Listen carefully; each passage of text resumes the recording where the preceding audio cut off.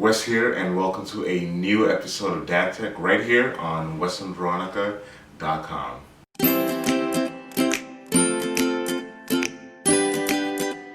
I just got the new Apple TV and I love it. It is amazing. Today is part 3 of the ultimate Christmas tech list for the dad in your life, and that is a long title. I don't know why I wrote that.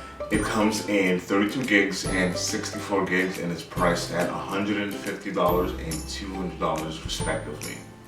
Before I got my Apple TV, I would need to manually connect my TV to my computer using an HDMI cable. Now this was great, but it was also inconvenient. If I needed to work, I had to stay in one spot. And I was sort of in a bind if I needed to work and my son wanted to watch Super Wide. I love to spell S-P-E-L-L. Let's talk about some of the pros. AirPlay with mirroring. Now this is awesome because everything that I see on my phone, I see on my TV. And for some reason, that excites me. Number 2, it's a great substitute for anybody that wants to cut the cord to cable. Now this is a great option because we now have Netflix and Hulu.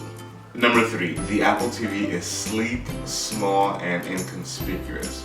So it can hide behind your TV, right underneath or next to the DVD player if you're still using one of those. Siri is now on your TV. That is awesome. So she went from your pocket to your living room, and I absolutely love that you can just press down on the remote and she's right there to help you.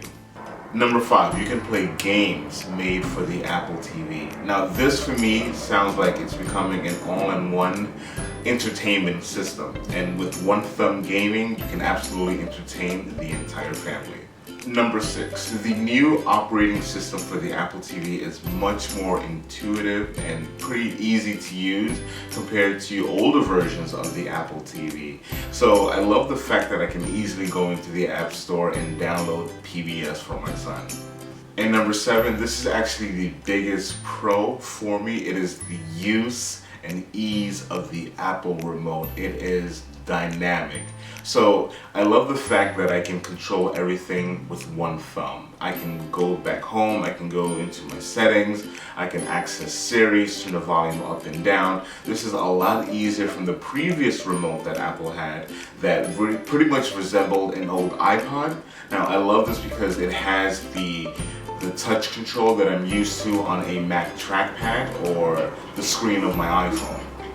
As amazing and necessary this upgrade to the Apple TV was, there were a few things that I wasn't too crazy about. Number 1, the setup was actually kind of annoying. Once I finally hooked up my Apple TV to the Wi-Fi, I had to re-input my username for iCloud and the password, and having to do so one letter at a time was just tedious for me. And I realized that the App Store for the Apple TV is still in its infancy. But the apps were pretty limited, and I guess they were also when the iPhone first launched, so we can expect some growth from that. Even with its ease and functionality and new technology, the Siri remote is still easy to lose. Make sure you do not lose it, people. It'll cost $80 to replace, and that's about half the price of the Apple TV. That's crazy. I almost say this with regret, but the Apple TV still does not come with an HDMI cord. Apple, please get it together. You're kidding me, right? It is more expensive than the Roku, the Chromecast, and the Amazon Fire TV stick. Although it is more expensive, I still prefer it. Yes, I am an Apple head. I can't help it. I was born this way.